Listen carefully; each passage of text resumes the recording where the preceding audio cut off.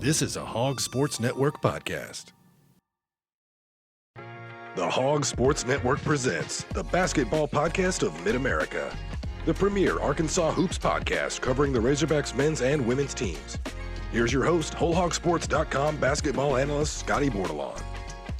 Welcome in again to the basketball podcast of Mid-America. It is Halloween, and Arkansas basketball has the people excited again, boys.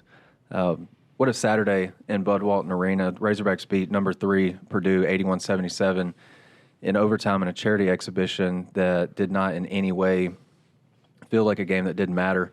I'm Scotty Bordelon with Whole Hog Sports, and I'm happy to be joined by Bob Holt of the Arkansas Democrat Gazette and Ethan Westerman of Whole Hog Sports. Appreciate you guys being here.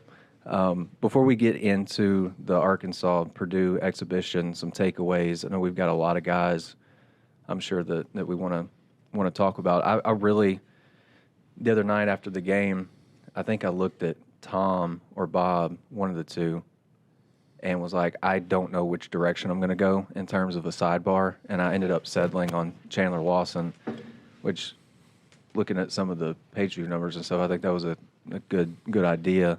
But there's a lot of guys that we can talk about, obviously. We'll get into the atmosphere, too.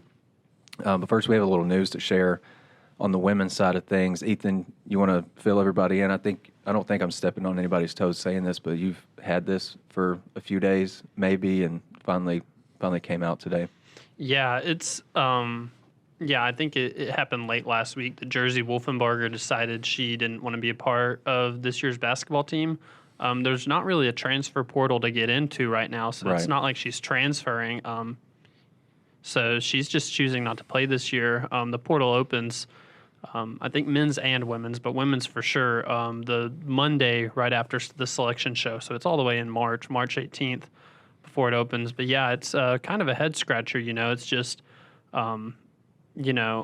maybe through these preseason practices, and they had a couple closed-door scrimmages against TCU and Tulsa, maybe was just feeling like role wasn't exactly what she wanted. But, I mean, it's really not going to be – your role now for this year is just not going to be playing basketball, I guess, except for on your own. But, yeah, pretty head-scratching, to be this short notice, I guess, for the staff right before the season. I thought she was kind of destined to have, I don't want to say a breakout year, but her role was going to take a little bit more of a heightened, I don't know. I think she was going to be valuable to this team this year just because she's one of the few that has height, and they were going to need that. So, going to have to go smaller now. Definitely I didn't see it coming. Whenever I heard the news, it was just kind of a shock to me. But, you never know what's going on with an athlete. You can't really ever just blame them for saying, oh, they're doing the wrong thing by doing this. You don't know what she's going through. No doubt. And so you don't want to, put too much blame on her. It just seems like a head-scratching move, but I'm sure to her and her support system it makes some sense right now. But, yeah, Jersey Wolfenbarger won't be with the Razorbacks this year, and they open up actually a week from today. So really, really short notice before the season. I think we can sometimes forget that these kids have other things going on in their lives. Not to say that it's like not basketball related or, I'm obviously removed from this much farther than, you're on top of it, but I think we just kind of look at this from a basketball lens. Maybe sometimes these kids have things going on that we're not aware of, but how does it impact the team, do you think? Because I remember when she committed, it was a huge deal. I think it was, was it during COVID, I think, that she committed? I could be wrong about that, but I vaguely remember. It would have been. Yeah, that's what I'm thinking. And so, I remember when she committed, I called her high school coach, Ricky Smith, and he was saying that she could be a one-name player. Obviously we know she's not going to be like a LeBron or a Kobe, but a lot of these players, like if you reach a certain level, you can get that kind of one-name Asia Wilson moniker. On the women's side, they just call her Asia. Yeah. Like that. Yeah, she had so much promise coming out of high school, and it might have just never been like a system fit. I don't know. It just didn't pan out. There's not really. It's not like she had bad seasons. It just wasn't what you mean. Whenever you're coming in as the number 7 overall recruit in the nation, and people are making Kevin Durant comparisons to you, you just aren't expecting to see, I guess, what we saw for 2 years. And maybe she was feeling a little bit of that, of just like college hasn't gone how she's wanted. She knows what she's capable of.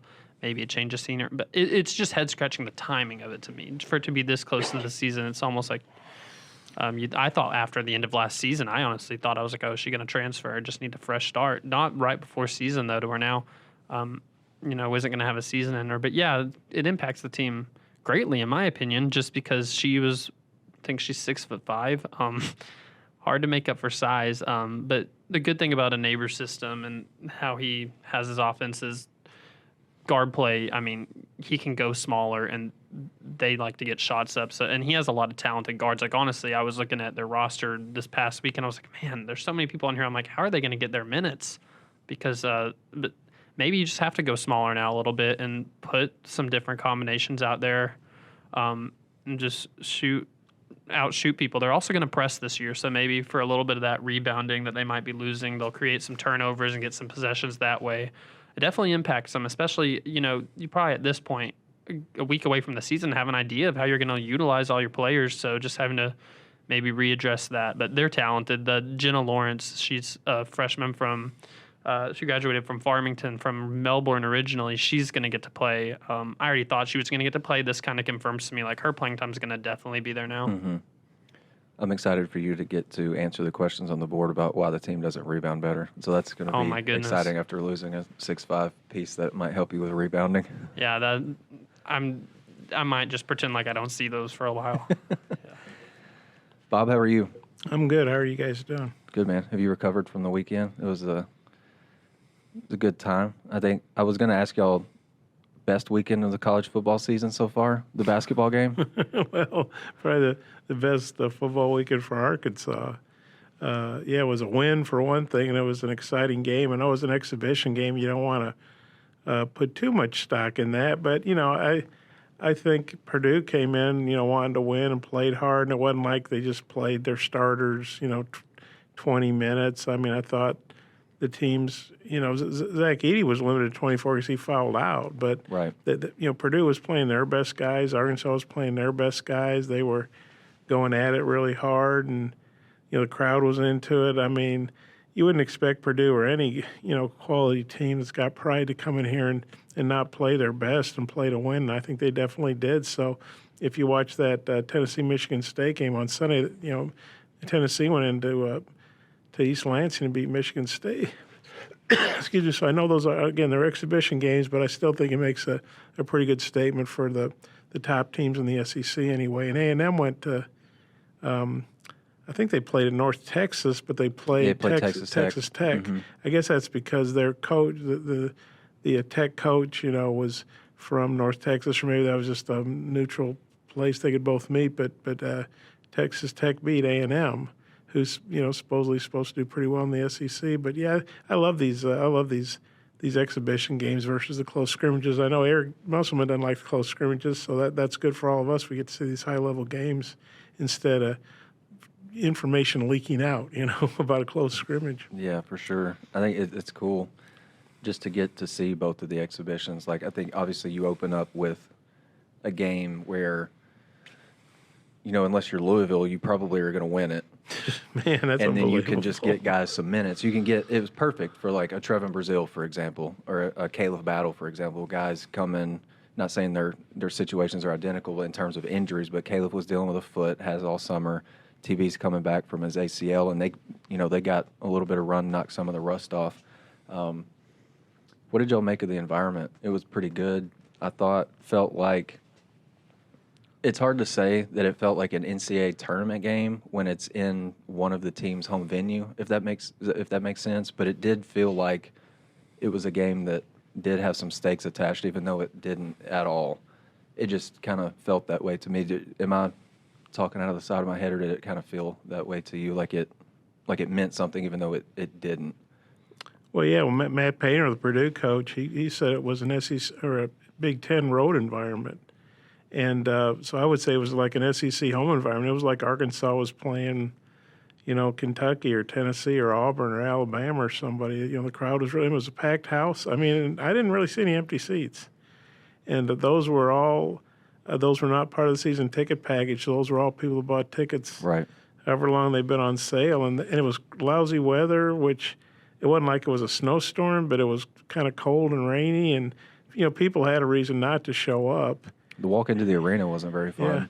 Yeah. And I saw that there were big lines of people. I think people were really ready for basketball. I think football, struggling like they have, has made people even more ready for basketball. And the fact it was Purdue, a name brand team with so many recognized, with the way college players come and go these days, the one and dones, and there aren't, when I was growing up, you had Bill Walton and David Thompson, and you had recognizable guys that were in college 3 or 4 years. And now, some of the best players are gone after a year. So to have a guy like Zach Edey, who's, the reigning National Player of the Year, and you get to see some other guys. Obviously, Arkansas has got some recognizable guys like Devo and Trevin's back. He probably wouldn't have been if he'd been healthy. He'd probably be in the NBA right now. But so that added to it, too. I think people really wanted to go say, oh, boy, how big does Zach Edey really look in person? Yeah, he's pretty big, and how's Trevin look? And they want to see the new transfers and see some of these freshmen maybe, So I think there was a lot of anticipation. And a lot of times, unfortunately, games don't deliver. Either Arkansas lays an egg or Purdue lays an egg or, something happens. But that game really lived up to the hype. It did. I remember walking from the workroom. It was maybe 90 minutes. We'd just gotten let in the building, so 90 minutes before the game started. I go down to the workroom. I get a Coke, and I'm just like, I think I'm going to go up because Purdue's out on the floor. They're in the early stages of warming up and stuff. And I walk to the right, like we're going up toward the media section, but I don't start walking up the steps yet because Zach Edey is doing some ball handling stuff with one of Purdue's support staffers or an assistant coach. And I felt like I was literally 3 feet smaller than him. His size is, I talked to a Purdue guy, Brian Newbert, he covers Purdue for On3, and he told me, he was like, I think some of the teams that play Purdue, they can watch Edey on TV, and then they can watch him on film, and then they see him in person, and it's two totally different things. I'm 100% on board with that. He is a giant. And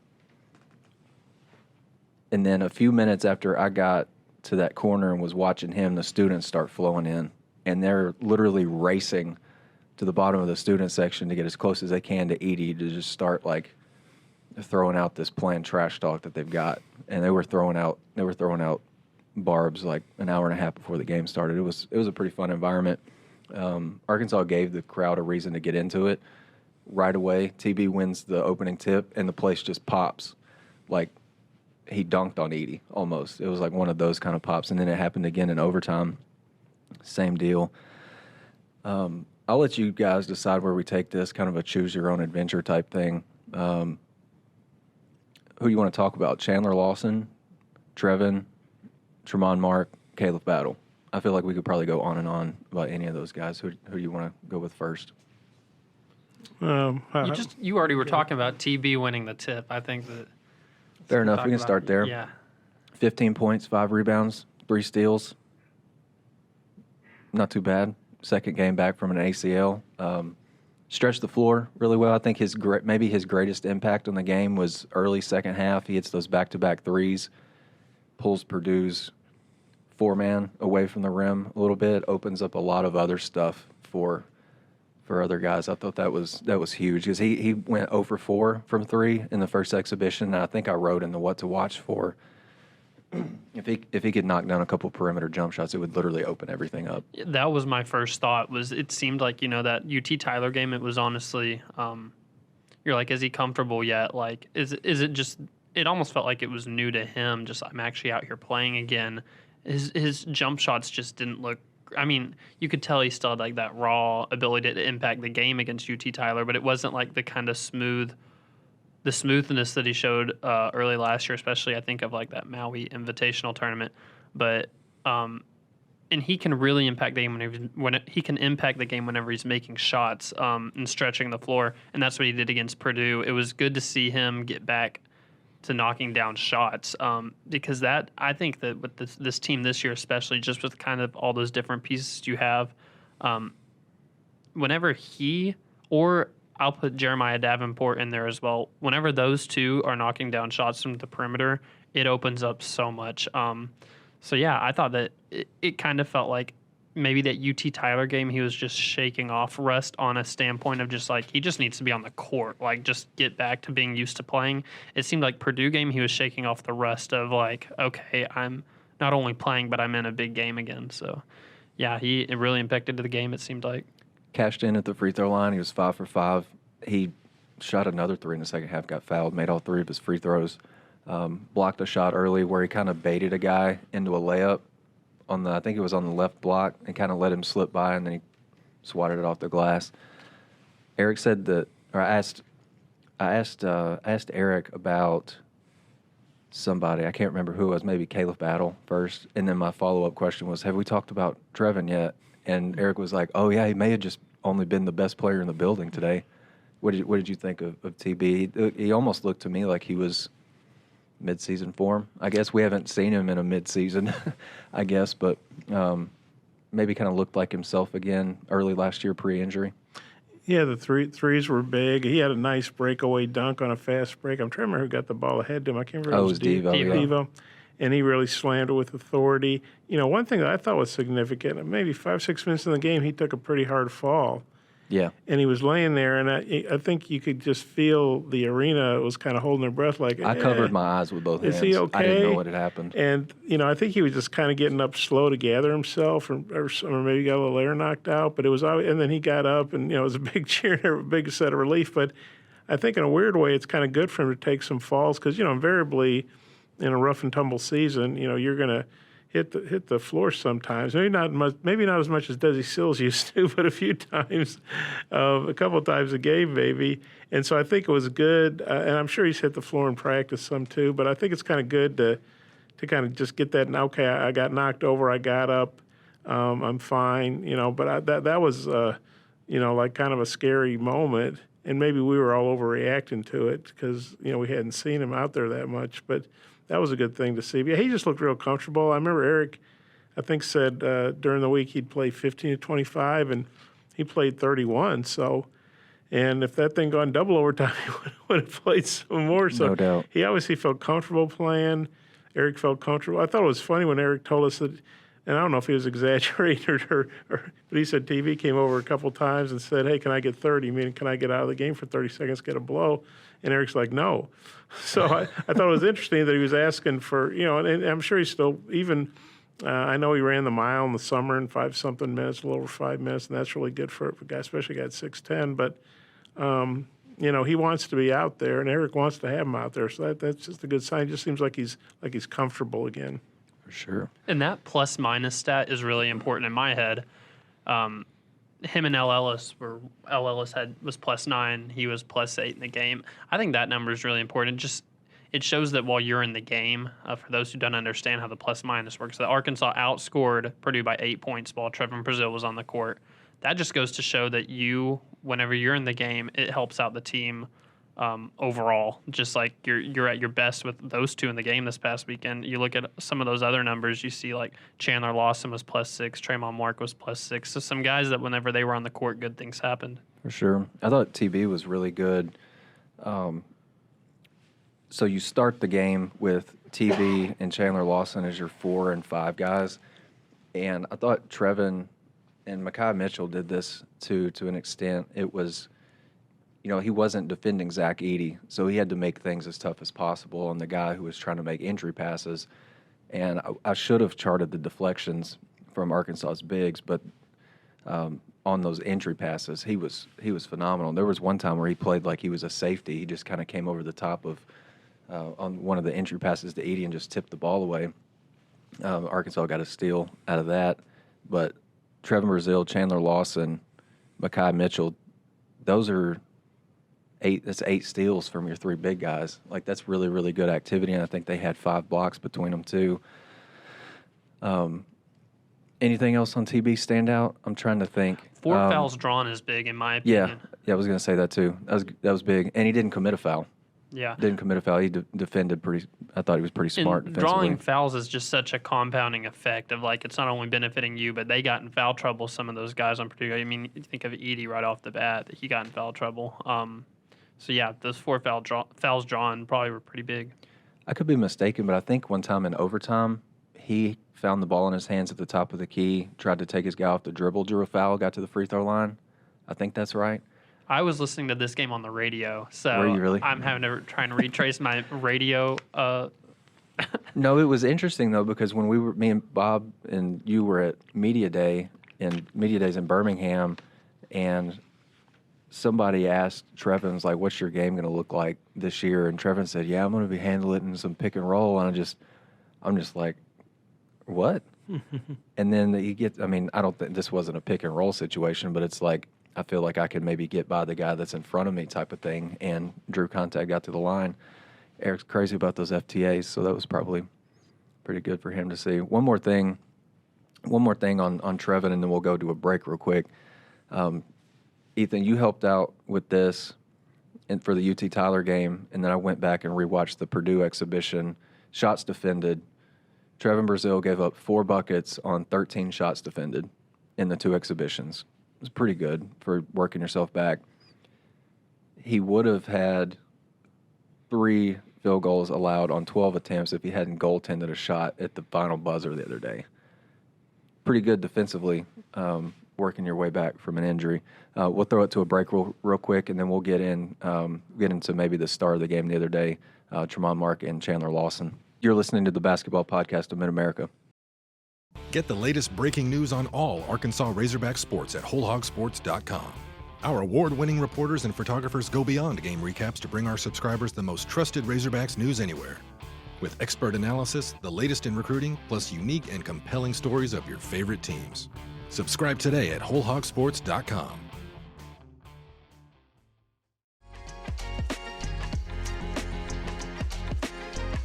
Welcome back in to the Basketball Podcast of Mid-America. We teased that we were going to get into Tremont Mark and Chandler Lawson after the break, and those are the 2 guys, I think, outside of Trevin Brazil that we really needed to hit on. I want to talk about Caleb Battle, too, because he was pretty good the other day. There's another guy coming off of an injury. We'll go with Chandler Lawson real quick. 10 points, knocked down a 3, a couple of rebounds, 3 blocks, 3 steals. Could you have asked for a better performance against a reigning national player of the year and a guy that's got, he's got 8 inches on you in height, right? It's crazy to be 6'8" and somebody's 8 inches taller than you. Like, that doesn't make good sense to me. But he makes up for it with his wingspan, athleticism, some quickness, good defensive anticipation, I thought. He's a guy that I thought this before they played Purdue, that Chandler Lawson and what he'd done this preseason had surpassed, like, quote, just a good preseason story type thing. I think he's going to help this team quite a bit, and Saturday, I think, cemented that for me. Like, I think he's a potential starter, and I think he looked really good the other day, right next to TB in the front court, Bob. Yeah, I mean, he was a late addition to the team. I mean, frankly, I think the Arkansas, along with some other teams, were in on Brett Nelson, who went to Alabama. And so, okay, you didn't get him. You need to add some size. Okay, here's Chandler Lawson from Memphis. And they're probably different kinds of players. Nelson's much more of an offensive player, I think. But I really think Chandler Lawson fits into Eric's philosophy. I mean, he's a defense-first guy. Tremont Mark, I think, referred to him as being nasty the other day. This was before the game, and I kind of asked, what does that mean? Well, he does a lot of the when I say dirty things, I don't mean like he's, trying to hurt dirty people. work. Yeah, he does the stuff, dirty work. Yeah, he's getting deflections and he's boxing out. He had 2 rebounds. You think, wow, 2 rebounds.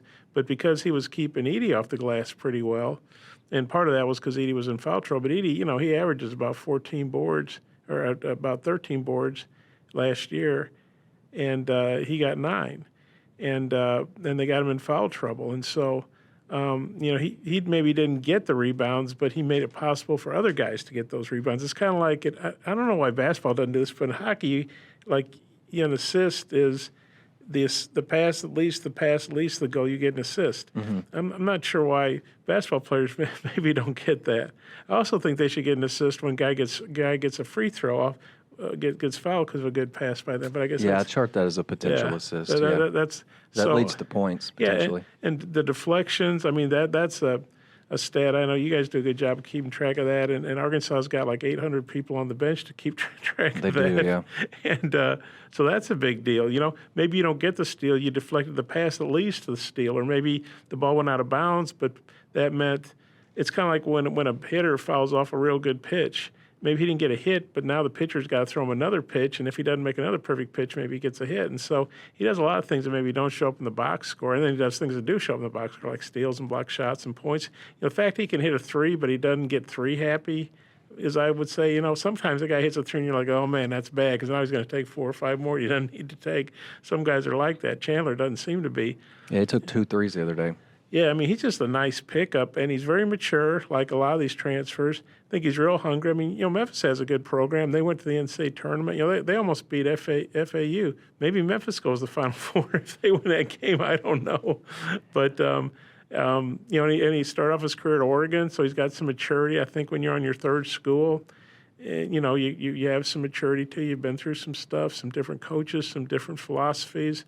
Eric, to me, the best thing Eric can say about a guy is he's coachable. No doubt. Because Eric's not an easy guy to play for. I mean, you talk to a guy like Jalen Graham, and he'll tell you what an adjustment it was coming from Arizona State. And I'm sure, Bobby Hurley has tough practices, but it sounds like, Eric Musselman's practices were like a total culture shock to Jalen. And it probably is that way with a lot of guys. But, Chandler got in here late. I don't exactly remember when he got in here. He committed on June 23rd, so it was like the next to last Friday of June. So he probably didn't get in here till about July. He was a bit behind. I remember talking to some guys for some summer stuff I was doing. They were kind of like, well, it's kind of hard to say about Chandler Lawson because we haven't seen him that much. So he got in late, and he caught up in a hurry. It seems to be, gotten up to speed with everything. And to me, he was a real, I don't know if it's diamond in the rough or pleasant surprise, whatever, overachiever, but he's much better than I anticipated for a guy you got late in the process. Got to give credit to Scotty for this one, too. Scotty said after their first media we had with him, I remember Scotty looked over to me and he said he thinks he's like, I think Chandler Lawson could have a real place with this team. And I was like, all right, sell me on it. And Scotty was just picking up on how Eric Musselman talked about him. And I'm like, I mean, when Eric doesn't throw out those compliments, like he doesn't hand them out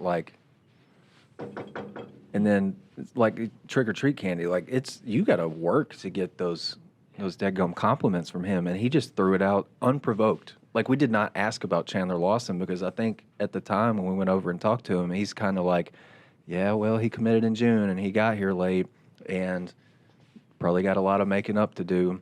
And not a real big offensive piece. We'll see defensively what he can do. I think he could be like a really good rim running type guy, good defensive potential. Anytime you've got like bowl type length, I think that can find its way on the floor. But you've got to show that you can do something other than be long, if that makes sense. Well, he's shown it. Yeah, he really has. And I remember writing in the rotation projection for HI that I did. I think it may have been mid-September. It was definitely before media day when Eric gave that compliment to him. And I was like, I think he's one of 4 guys with Denaje Harris, Layden Blocker, and Bay Fall that, has got an uphill battle to crack the rotation. Now I think it's going to take something very drastic for him to like not be in that rotation. Like he's a potential starter now. Like if you can trust this guy to defend the reigning national player of the year, dude, like what can you not trust him with? You know what I mean? Wanted to real quick read some of the names of these schools that also had an interest in Chandler Lawson before he committed here. You ready? DePaul, Santa Barbara, Cal, St. Louis, South Carolina. That's not exactly a sweet list of schools. But I think Eric and them did their research on him, and that's kind of what he said the other day. Like we did our research on him, we found out he was really coachable. Diamond in the rough. I think I wrote in a column that's going to come out in next week's Hogs Illustrated. I think I called him a late June gem from the transfer portal. Really, really good. Sticking with him for another second, we did, like I mentioned earlier, the shots defended for each player. Chandler Lawson gave up 4 buckets on 21 shots defended. Pretty good. That's the first 2 games combined? The first 2 exhibitions. That's under 20%. On 2-point attempts, he allowed 4 buckets on 17 shots. So he defended 4 threes, but again, under 25% defending 2-point shots. That's going to play, and I think it gives you a little bit more credibility that one of those 2 teams is a Purdue.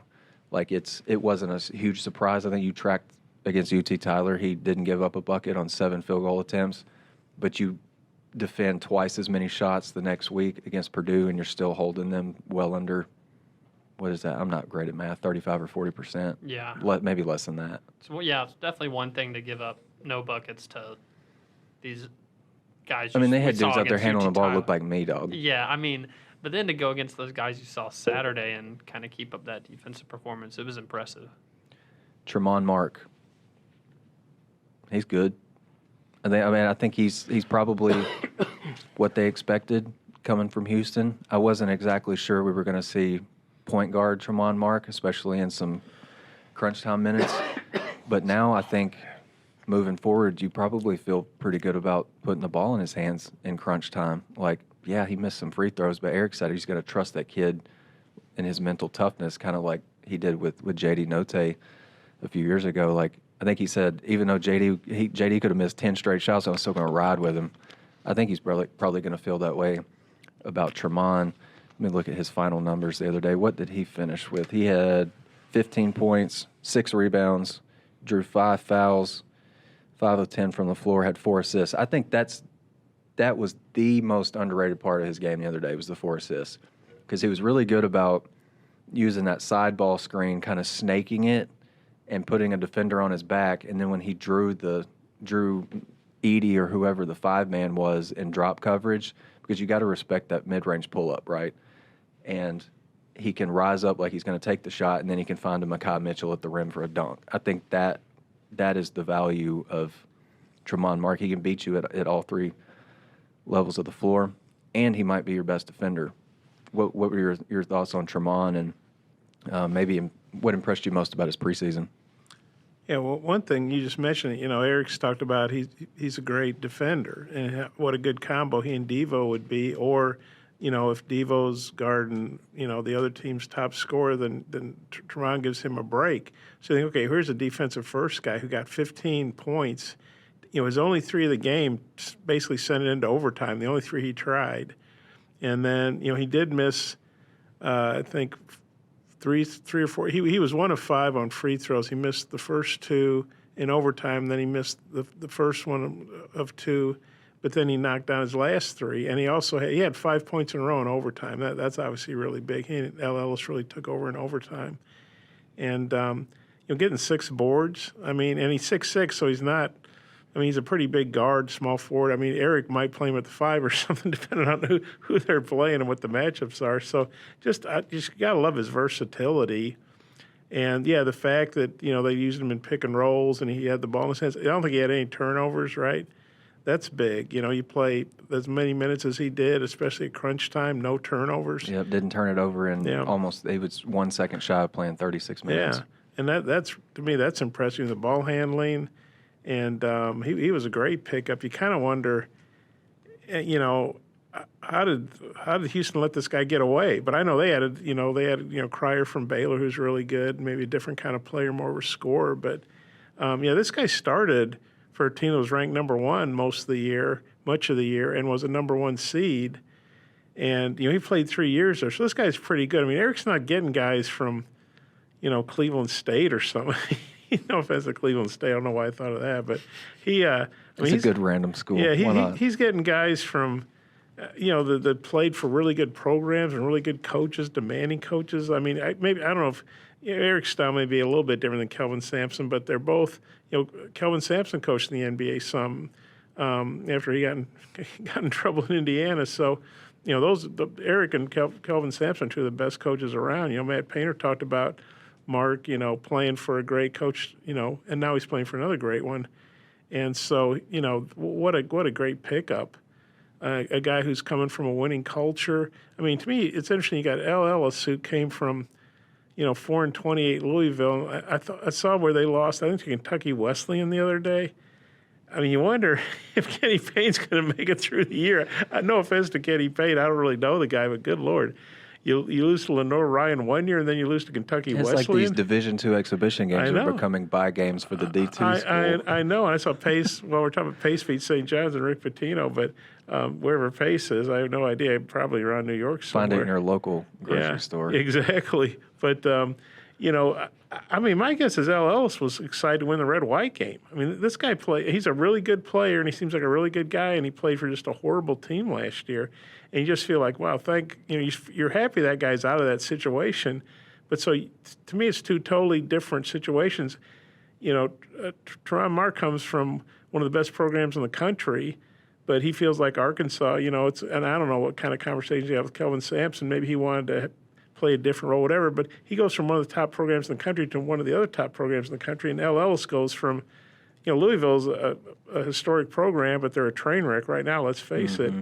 And he just got to feel like he just, got out of a lifeboat that was being circled by sharks, and now he's on, a big ocean liner or something. So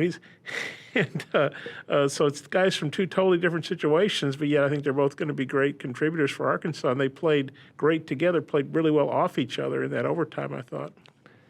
As I've been doing, we kind of recapping each guy's game, give you some defensive numbers for Tremont Mark against Purdue. He defended 12 shots and gave up 3 buckets. And he defended the most three-point attempts of anybody on the team, and Purdue was 0 for 5 when he was the nearest defender on a three-point attempt. So he was, what was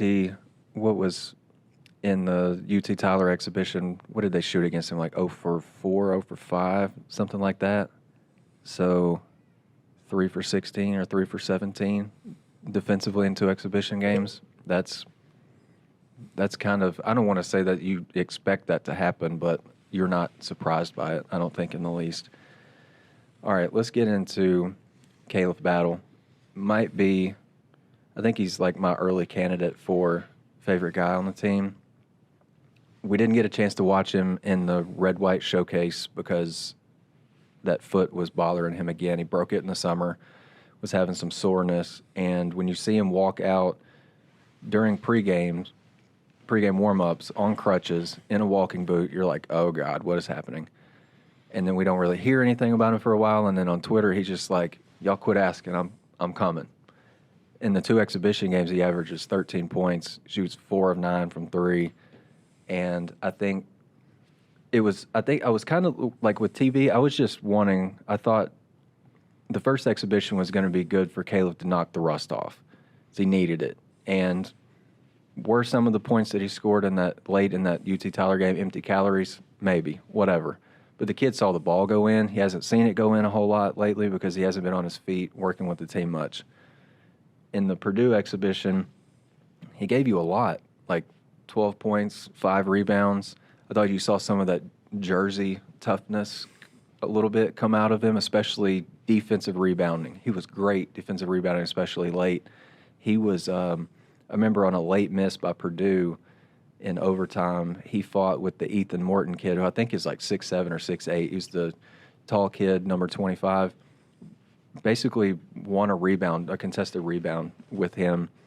Saw him pick a guy's pocket at midcourt, which one of my biggest questions I think about Caleb coming here was we know you can score. That's obvious. Been able to score probably ever since he picked up a basketball and was playing, pick up with dudes that are older than him in Jersey. Can you defend? I think we figured out that he's got a little bit more to him defensively than what I initially thought. And I think he's okay kind of being on an island with somebody. And maybe he probably felt better because he had 4 teammates behind him when he was at half court and picked the guy's pocket. But I think he can sit down and guard you. And I think he's going to bring a lot of toughness to this team. And I think maybe the most underrated play of the whole game was when L. Ellis got that and one in overtime to give Arkansas the lead for good. Caleb stoned Zach Edey with a pick.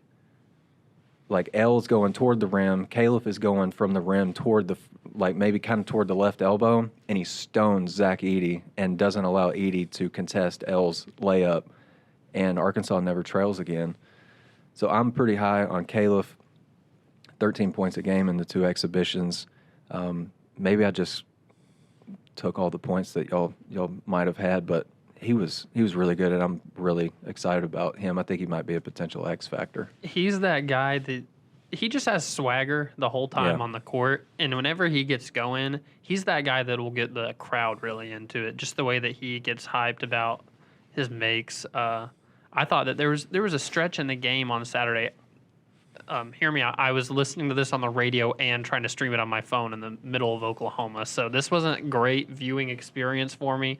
But there was a stretch, if I'm not remembering incorrectly, that he made like 2 threes in a pretty quick amount of time. Yeah. And he had that place jumping through the broadcast I was listening to. I mean, it's funny because on those broadcasts, they have the technology to kind of make it like where the crowd isn't like, just killing your ears. Mm-hmm. It killed my ears there for a second whenever Caleb Battle started hitting some threes. I was like, okay, they're really into it right now. It seems like he's that guy, just kind of that swagger that you need to get the crowd into it at times. He does have swagger. And when I did the cover story on him for the magazine in the summer, and we would talk to like L. Ellis and Jeremiah Davenport, they were like, yeah, dude, this dude from Jersey is different. Bob, what do you like about him maybe the most? Well, there was a guy who played at Baylor, and then he played for the Detroit Pistons, Vinnie Johnson. They called him the microwave because he warmed up so fast. He came in the game, and he just gave you instant offense. I think that's kind of what Battle can do for Arkansas.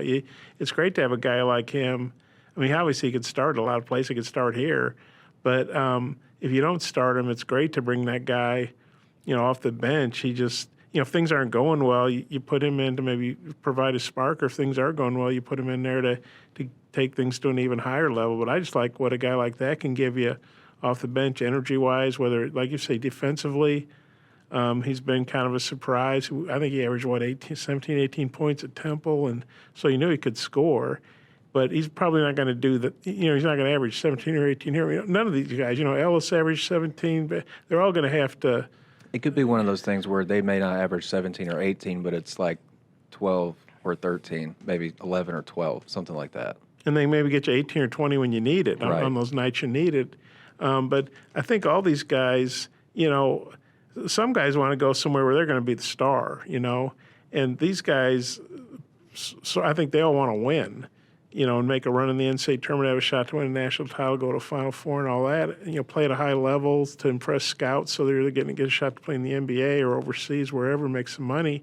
And so I admire these guys for all not being intimidated, so to speak, by the roster and saying, well, gosh, they've already got this guy and this guy, where are my minutes going to come? No, I'm going to go in there and I'm going to play my role, and I'm going to earn my minutes, and I'm going to help us win a lot of games. I think that's what a lot of these guys are thinking, which that's a good thing, and that's a good culture Eric's created where, guys aren't afraid of competition, and they're going to support each other. And, some nights it might be this guy, some nights it might be that guy. Matt Painter talked about all the interchangeable parts, and, he was talking about the guards, whether it was, Battle or Mark or, Davenport came in there. That was a guy he was familiar with because Cincinnati played Purdue in one of those secret scrimmages last year. And, Leighton Blocker came in there and played. He did. He played his minutes well. Yeah, he didn't play a lot. I think he played 7, but I think he was productive. He had, I think he had 5 points and an assist.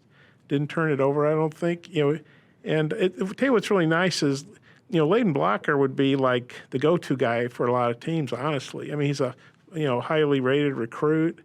And the fact that they can ease him in, I think, is really nice. It's good for him. It's good for the team. It's, think about what a learning experience it is for him to be around all these veteran guards. I mean, he must just be soaking up so much information every day and just kind of learn how to be a college player. And this is how you practice. This is how you, eat. This is how you get your rest, whatever. He's just soaking up a lot of good information from all these older guys. And so where maybe next year, I mean, I don't see him as a one-and-done guy, but I think next year he could really take his game to another level. So I think it's really great that they don't have to rely on freshmen, which honestly, last year they had to rely on freshmen. Those guys are great, and they're in the NBA now. But, if you're asking me, I kind of like having a bunch of old, tough college players. Appreciate you guys being here, doing this again. Today was therapeutic almost. The weekend, get to spend a Saturday in Bud Walton Arena again instead of watching an offense go 3 and out in 48 seconds.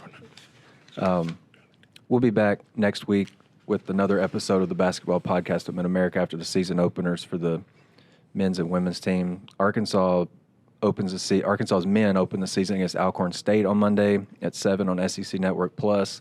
Arkansas's women host ULM at 7 o'clock on Tuesday on SEC Network Plus. Is that right? Yep. You know anything about ULM? I actually do. It's basically... Hit us with it. I'll hit you with what to know about the ULM women. They're basically just a completely new team. They got 8 people from the portal, and there are a lot of people that Arkansas's women have actually faced. They got 2 players from Auburn, Sanaya Wells and Jakayla Johnson. And this one's actually really intriguing to me. They got Deja Bradford from Clemson, who's a girl that Michaela Daniels last year, they played in the Bahamas, or the Virgin Islands. And her and Michaela Daniels got into it and both got ejected from the game. Nice, some spiciness so right there's off the going to be bat. some spiciness right off the bat that they didn't get to settle their beef last year. They both got ejected from that game. But they also got a new coach, and their coach her name's Missy Bilderbeck, and she's been at Jones College, Mississippi for the past 8 years, which is like actually where Arkansas has a girl who played for her just last year. They got her, Carly Keats, who played under ULM's coach just last year, and then Alexis Tolfree, who played here, also went to Jones College. So there's a lot of connections actually with this game. But it's actually probably a pretty good team they're playing, considering they got 8 players from pretty respectable programs that they got out of the portal. So they might actually give the women a test first game. I don't know, but I'm mainly just here for the beef. I want to see Deja and Michaela Daniels maybe. Yeah, mix it up. Yeah, I kind of want to see them maybe get back into it a little bit. Yeah, that'd be fun. I had to go back to my story that I wrote on late July when we found out Arkansas was going to open with Alcorn State to find anything about the Alcorn State men's team. What I do know is the last time that Arkansas opened a season against Alcorn State, Rodney Clark went for 51 and hit 13 threes, which I think at the time it set a record for most three-pointers made in a game. What else? They went 18-14 last year. They're 15-3 in the SWAC, so they're a pretty good team in the SWAC. 18 wins were the program's most in conference play since 2016-17. Back-to-back regular season SWAC titles. Arkansas's 0-5 or Arkansas's 5-0 against them. That'd be bad if they were 0-5, wouldn't it? That wouldn't be good. It would not be great. Haven't played since December 2012, and Marshawn Powell's in school. How about that? It seems like Alcorn State might be a good team for their conference. I'm setting the line at like 32.5. Well, I mean, there's a reason teams are in the SEC, and there's a reason teams are in the SWAC. That's fair. And the SWAC, they have some quality teams. I mean, was it Texas Southern to beat Colorado last year? It was weird. It was like this Big 12 SWAC challenge. And some of those... Oh, Texas Southern beat Florida last year, didn't they? Was it Florida? I can't remember. Hey, Johnny Jones, who was... Eric worked for Johnny Jones at LSU, and then Johnny Jones worked for Eric at Nevada. But Johnny Jones is a very good coach, and they've had some good wins. I'm not trying to put the SWAC down, but honestly, the tough things that the SWAC teams do is November, December, it's not unusual for them literally to play like 10 road games just for the guarantee because they're bankrolling that school's whole athletic department a lot of times.